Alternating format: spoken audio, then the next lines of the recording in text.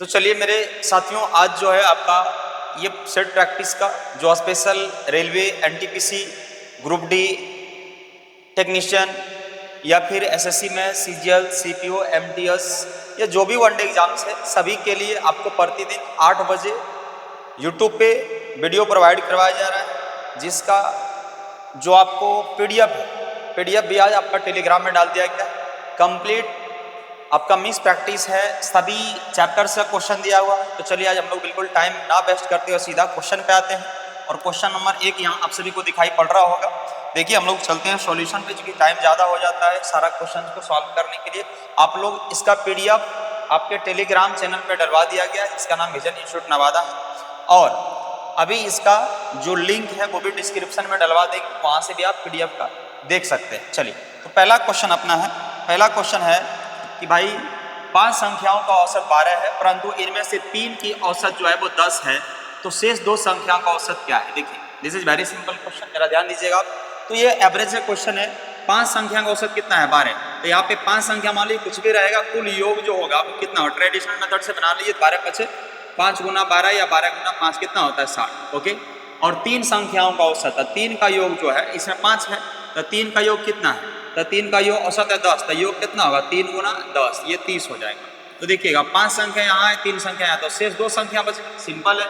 तो बताइए कितना होगा इधर 30। तब बोला है आपसे ये योग हो गया, तब बोला है 2 का औसत। अगर यहाँ पे औसत निकालना है तो औसत बराबर क्या होता है, योग बट्टा कुल संख्या। तो संख्या कितना है यहाँ 2, इसको भाग दे दीजिएगा तो 15।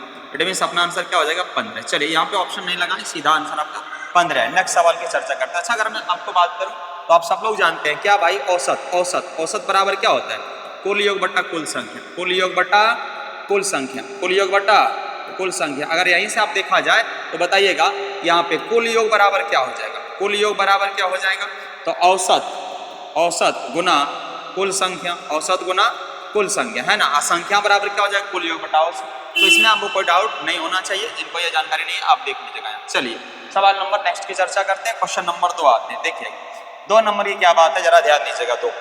2 में कहानी क्या है जरा आप समझिए, 2 की बात गौर कर लीजिए। देखिए 2 में क्या है, देखिए क्वेश्चन नंबर 2 की बात 2 में है।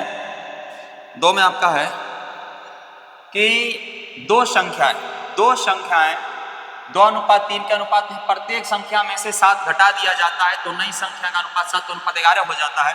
तो छोटी संख्या कौन सी है, ये जो है आपको वो फाइंड आउट करना है। ध्यान दीजिए 2 संख्याएं 2:3 में, अगर यहाँ पे आप बेसिक मेथड से भी बनाएं तो 2x मान सकते हैं और बटा 3x मान सकते हैं। विदाउट x का भी आप सॉल्व कर सकते हैं। माइनस देखिए प्रत्येक में से 7 घटाएं, बेसिक से घटा दीजिए, बराबर कितना है 7:11। इसको सॉल्व कर लीजिए, सबको आता है 11 दूनी 22x, 11 दूनी 22x, माइनस 11 सिक्के 77, बराबर जनक और प्रिय। यहाँ पे ध्यान दीजिए, इधर देखिए अगर यहाँ पे देखा जाए तो देखिए 27 x माइनस 11 49। ओके, तब 22x में से जो 21 घटाए तो x बचेगा। और यहाँ पे देखिएगा इधर -49 है, उधर प्लस हो जाएगा 77। तो यहाँ पे देख लीजिए आप, इधर आइए तो 17 में से होना जाएगा कितना बचेगा 8, और यहाँ कितना बचेगा 6 में से 4 जाएगा कितना बचा 2, तो ये x बराबर 28 हो गया। पूछा है बताइए छोटी संख्या कौन सी है, तो छोटी संख्या 2x और 3x में से कौन सा, तो 2x और 3x में से छोटा संख्या 2x है। तो छोटी संख्या बराबर 2 × 28, इट मीन्स 56, और हम लोग का आंसर कितना है मेरे 56। ये जो आपको पीडीएफ दिए हुए हैं ना टेलीग्राम में, उसमें ऑप्शन सही दिया हुआ है, तो वहां से आप देख लीजिएगा। चलिए क्वेश्चन नंबर 3 की बात करते हैं। ध्यान दीजिएगा 3 नंबर में क्वेश्चन क्या है, जरा गौर करिए। 3 नंबर में क्वेश्चन क्या है जरा आप गौर करिएगा, ठीक है। क्वेश्चन नंबर 3 देखिएगा, 3 नंबर में क्या है जरा ध्यान दीजिएगा आप। क्वेश्चन नंबर 3 है ना, देखिएगा 3 में क्या बोला है, एक बैठ आइए, बोला है कि पी क्यू और आर एक कार्य को 10, 15 और 30 दिन में पूरा कर सकते हैं। यदि वे एक साथ कार्य करते हैं तो वे उसी कार्य को कितने दिनों में पूरा कर सकते हैं, जरा ध्यान दीजिएगा। तो यहाँ पे क्या है भाई, पी क्यू आर, पी कितना दिन में 10 में, ये कितना है 15, और ये कितना है, ये है अपना 20। तो आप सब लोग जानते हैं, बताइए 10, 15, 20 का एलसीएम कितना होगा, तो 10, 15, 20 का एलसीएम 60। आइए तो यहाँ पे आप देखिएगा तो 10 चौक 60, 15 चौक 60, और यहाँ पे 23। ओके, तो बोला है बताइए अगर सभी मिलकर काम करते तो कितना दिन में होगा, P + Q + R का समय बताइए, कार्य बटा क्षमता कितना, 6, 4, 10, 3, 13, तो 13 चौक 52, 4/8/13 दिन, 4/8/13 दिन। आप सब लोग जानते हैं क्या सर, कार्य बराबर क्या होता है? तो क्षमता गुना समय। क्षमता बराबर क्या होता है? कार्य बटा समय। और समय बराबर क्या होता है? समय बराबर कार्य बटा क्षमता। चलिए ये तीनों आप जो है वो माइंड में रख लीजिए। आइए नेक्स्ट सवाल, क्वेश्चन नंबर 4। चलिए 4 की हम लोग चर्चा करें। 4 में क्या, ध्यान दीजिए 4 में आखिर है क्या? देखिए 4, आइए 4 नंबर में बोला है कि 8 आदमी एक घर को 5 दिन में रंग सकता है। 8 आदमी जो है वो एक घर को 5 दिन में रंग सकता है। उसी घर को 4 दिनों में रंगने के लिए कितने आदमी कर सकता है? बहुत सिंपल क्वेश्चन। लीजिए 8 आदमी, आप जानते हैं ना M1D1H1, M1D1H1 बराबर M2D2H2। जिनको नहीं पता है लिख लीजिएगा। M मतलब आदमी, D मतलब दिन, H मतलब आप। और इसी में एक और होता है M1D1H1, M1D1H1 बाय W1 बराबर M2D2H2 बाय W, है ना? यस, ये दोनों पॉइंट को ध्यान रखिएगा, ठीक है। तो बोला यहाँ पे उसी में रख दीजिएगा। 8 आदमी है, कितने आदमी? 8 आदमी है और 8 आदमी घर बना रहा है 5 दिन में, ठीक है। तो बोला उसी घर को 4 आदमी जो है 4 दिनों में कंप्लीट करना है। 4 दिनों में कंप्लीट करना है। कितने आदमी? x आदमी मान लेते हैं 4 दिन। कितना मान लेते हैं? x आदमी 4 दिन। सॉल्व कर दीजिए इसको। 4 × 2 इट मीन सेट होता है, तो x बराबर कितना आएगा? 10। इसमें 10 आदमी लगाना है, बात खत्म। चलिए सवाल नंबर नेक्स्ट, क्वेश्चन नंबर 5 है। क्वेश्चन नंबर 5 में क्या है जरा गौर करिएगा। क्वेश्चन नंबर 5 में क्या है जरा गौर करिएगा। 5 नंबर में क्या है जरा गौर करिएगा। एक मिनट, आइए 5 नंबर की चर्चा करते हैं हम लोग, ध्यान दीजिएगा। 5 नंबर में क्या बताया गया भाई? तो 5 में है अपना, 5 में क्या है सर? तो 5 में है कि एक दुकानदार ने अंकित मूल्य पर 20% की छूट देकर एक वस्तु बेची और 16% का लाभ अर्जित किया। यदि उसने वस्तु को अंकित मूल्य पर बेचा होता, अंकित मूल्य पर बेचा होता, तो यहाँ पे जो है वो अंकित मूल्य बेचा होता तो उसका लाभ प्रतिशत जो है वो कितना है ना? अंकित मूल्य पर बेचा होता तो जो है फाइनली उसका लाभ प्रतिशत जो है वो कितना होता? अंकित मूल्य पर बेचा होता तो उसका लाभ प्रतिशत कितना होता है ना? चलिए ध्यान दीजिए, अंकित मूल्य पर बेचा होता तो उसका लाभ प्रतिशत हम लोग से पूछा गया है ना? आइए तो सबसे पहले बात यहाँ पे देखिए, अंकित मूल्य की बात है और छूट की बात है और लाभ की बात है। आप सबको ये बात जानकारी होनी चाहिए, जिनको नहीं जानकारी लिख लीजिएगा CP बटा MP। CP बटा MP बराबर 100 माइनस डिस्काउंट, 100 माइनस डिस्काउंट बटा 100 प्लस प्रॉफिट। और ये जो दो ना था वो परसेंटेज में होता है। किसमें होता है? परसेंटेज। देखिए सेट आप लगाते रहिएगा, हर दिन आपको जो है वो हर एक चैप्टर का क्वेश्चन मिलेगा और इसमें बहुत सारे फॉर्मूला आपको रिमाइंड होगा, रिकॉल होगा। चलिए तो लगा दीजिए यहाँ पे भाई फॉर्मूला CP बटा MP, CP बटा MP, CP बटा MP। 100 माइनस डिस्काउंट तो ये 80 हो गया और 100 प्लस प्रॉफिट तो कितना हो गया? 116 हो गया। कितना हो गया? 116। ये कटता है लगता है 29 चौक 116 होता है, 20 चौक 80 होता है। देखिएगा तो 20 बटा 29, 20 बटा 29। अब क्या बोला गया है? यदि उसने वस्तु को अंकित मूल्य पर बेचा तो उसका लाभ परसेंट बताइए। देखिए अभी CP कितना है? तो अभी CP 20 है और MP कितना है? 29। लेकिन बोला कि अगर वो MP पर ही वस्तु बेच दे, इट मीन्स अब यहाँ पे जो MP है वही SP का फॉर्म ले लेगा, क्योंकि बोला है वस्तु बेच दे अंकित मूल्य पर। तब बताइए लाभ प्रतिशत। लाभ प्रतिशत बराबर क्या जानते हैं? लाभ कितना का है? तो 9। लाभ गुना 100, लाभ गुना 100 बटा CP। CP कितना? 20, 20 बचे 100 और 9 1 5 इट मीन्स 45%। Upper answer. सवाल नंबर नेक्स्ट। चलिए क्वेश्चन नंबर 6 की बात करते हैं। क्वेश्चन नंबर हम लोग 6 की बात करते हैं, जरा ध्यान दीजिएगा। क्वेश्चन नंबर 6 में क्या जरा करिए, इसको समझिए जरा। क्वेश्चन नंबर 6 में क्या बोला गया जरा समझिए। आइए क्वेश्चन नंबर 6 में क्या है भाई? 6 में बोला गया है, 6 में बोला गया आपको 6 में बोला गया है 8 पेंसिल बेचने पर एक दुकानदार को एक पेंसिल के विक्रय मूल्य के बराबर लाभ होता है। लाभ का प्रतिशत क्या? देखिए ये सवालों में जो है ना बहुत लोगों को कंफ्यूजन होता है अपने आप, लेकिन आप कंफ्यूज मत होइए। देखिएगा समझिएगा, कॉन्सेप्ट समझिएगा। एक्चुअल में 8 पेंसिल जब बेचा गया है, एक्चुअल में जब 8 पेंसिल बेचा गया है तो एक दुकानदार को जो है वो एक पेंसिल के विक्रय मूल्य के बराबर लाभ होता है ना? तो लाभ का प्रतिशत बताइए। क्या बताइए? लाभ का प्रतिशत बताइए। देखिएगा जरा ध्यान से, लाभ की प्रतिशत पूछा। सबसे पहला मैटर लाभ होना है। तो प्रॉफिट बराबर क्या जानते हैं? SP minus CP, SP minus CP यानी लाभ बराबर विक्रय मूल्य माइनस क्रय मूल्य। देखिएगा अब एक्चुअल में क्या है, जितना खरीदेंगे उतना ही बेचेंगे। जितना कोई भी चीज को आप खरीदेंगे उतना ही आप बेचेंगे। तो सिंपल सी मतलब है। यहाँ पे देखिए जरा, अब क्या बोला है कि 8 पेंसिल बेचने पर, इसका मतलब 8 SP माइनस 8 CP। अब कितना लाभ हुआ है? तो एक पेंसिल के विक्रय मूल्य के बराबर लाभ हुआ है तो 1 SP। इसको सॉल्व कर दीजिएगा। देखिए जरा ध्यान से, अब इधर आएगा तो 8 CP हो जाएगा, है ना? इधर जाएगा तो इधर कर लीजिए आप। अगर इधर आ जाएगा तो आप बताइएगा 8 CP में 1 SP जाएगा तो कितना बचेगा? 7 SP, है ना? तो बताइएगा सीपी बट्टा एसपी, सीपी बट्टा एसपी बराबर कितना हो जाएगा, तो 7/8, यानी सीपी 7 है और एसपी कितना है 8। तो क्या पूछा है, प्रतिशत लाभ, तो प्रतिशत लाभ बराबर प्रतिशत लाभ यानी प्रॉफिट बराबर क्या होता है, लाभ गुना 100, लाभ गुना 100 बट्टा सीपी कितना है मेरे भाई 7, इसको काट दिए 14 14 2/7% जो है वो अपना आंसर हो जाएगा। किसी को डाउट नहीं, जरा समझ लिए सवाल को, प्रॉफिट बराबर एसपी माइनस सीपी। आप बोलेगा सर यहाँ कैसे हुआ, देखिए अकॉर्डिंग टू कंडीशंस दिया हुआ है सवाल में। चलिए सवाल नंबर नेक्स्ट, सवाल नंबर नेक्स्ट क्वेश्चन नंबर 7 में की बात करते, ध्यान दीजिएगा क्वेश्चन नंबर 7 में क्या बोला गया, जरा गौर, 7 नंबर में क्वेश्चन क्या बोला गया है, जरा आप गौर करिए, ठीक है, ध्यान दीजिए। देखिए सवाल नंबर 7, सवाल नंबर 7 में क्या बोला गया, सवाल नंबर 7 क्या बोला गया है, तो बोला है सवाल नंबर 7 बोला है राज की आय, राज की आय, राज की आय की बात किया जाए तो राज की आय क्या है मेरे भाई, राज की जो आय है, राज की जो आय है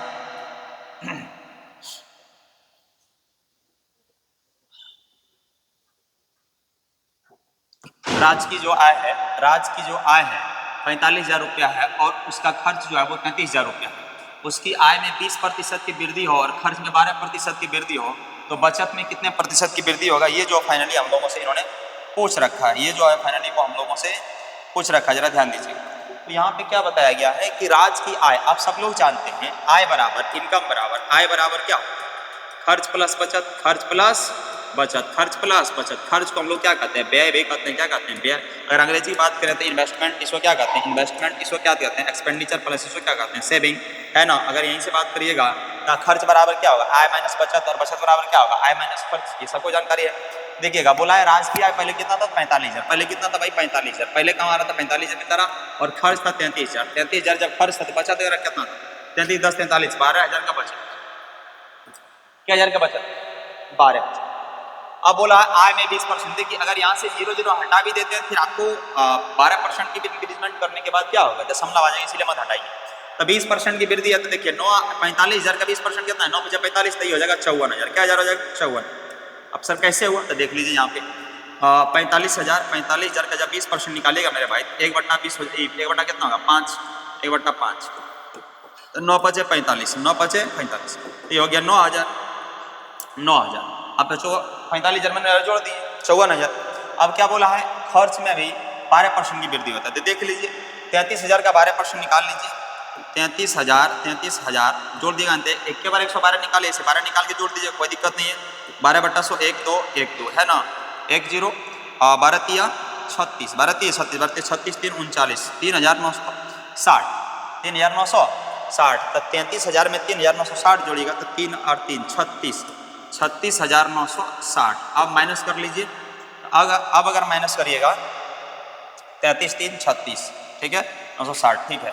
देखिएगा 0 में से 0 हो जाएगा, यहाँ पे आइए, यहाँ पे कितना है 10 में से 6 गया, यहाँ 4 बच गया, यहाँ कितना बचा 9 में से 9 गया, यहाँ 0 बच गया, यहाँ कितना था 54 था, 53 हो गया, यहाँ 36 है, 53 और 36 में कितना का अंतर है भाई, यहाँ एक जगह ना उधर तो 53 हो गया, तो 36 13 इधर 13 13 और 4 17, ये कितना हो गया 17,040। आइए 12,000, तो बताइए बचत, ये बचत है आय खर्च बचत, तो बताइए बचत में क्या बोला है, बचत में प्रतिशत वृद्धि, प्रतिशत वृद्धि कहाँ पे बचत में, तो बताइए आप लोग वृद्धि की बात किया है तो कितना है 12 5 50 140 वृद्धि गुना 100 अब बटा कौन सी, बटा ऊपर वाला जो वृद्धि लेते हैं उनसे छोटा रहता है, तो 12,000 से चलिए 1 2 1 2 ये कटने के लिए तैयार है, करने के लिए तैयार है, 1 0 से 1 0, देखिए 12 चौक 48 और ये 2 12 दूनी 24, इसका मतलब कितना परसेंट 42%, और ये क्या हो गया आंसर। चलिए सवाल नंबर नेक्स्ट, सवाल नंबर क्वेश्चन नंबर 8 की चर्चा करते हैं, ठीक है। क्वेश्चन नंबर कितना है 8, ध्यान दीजिएगा क्वेश्चन नंबर 8 की क्या कहानी है जरा समझिए। हाँ 8 नंबर है, 1 मिनट, 8 मिनट ध्यान दीजिए। देखिए समझिएगा, बोला है दो उम्मीदवार के बीच एक चुनाव में एक उम्मीदवार वेद मतों का, एक उम्मीदवार, हाँ इधर से